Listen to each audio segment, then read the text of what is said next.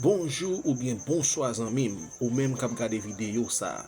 Nan lè ça, si ou fèk tomber sous channel ça, moi mande ou pour tout abonner ak channel là et puis activer ti cloche notification pour ka jwenn plus vidéo sous channel là.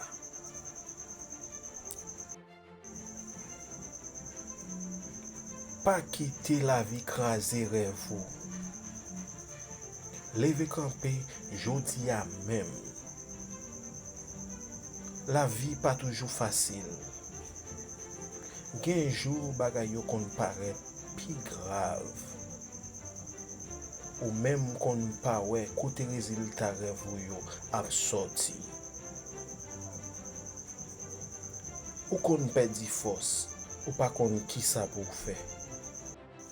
Mais songe jou ça. Chaque grain moun ou est ka bien vivre. Te kon passe mauvais moment tout dans vie avant yo. Si ou senti ou fatigué, reposez ou. Mais pas jamais abandonner. Même si moun pa kwen nan ou même ou dwe kwen nan tête ou.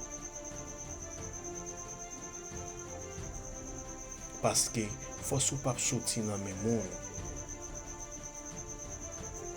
Mais plutôt dans détermination yo. Jodi a c'est une chance tout neuf. Yon l'autre commencement.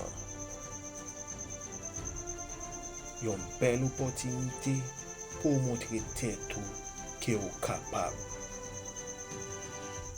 Pas quitter paix à râler ou tourner derrière. Yon des trois échecs pas doit faire camper dans route. Chaque pas ou fait a mené un pi près côté victoire.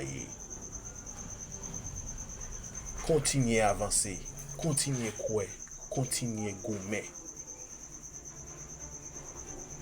Parce que yon jour ou pral garder derrière. Et puis ou ap senti ou fier parce que ou pas de chambre bay vague.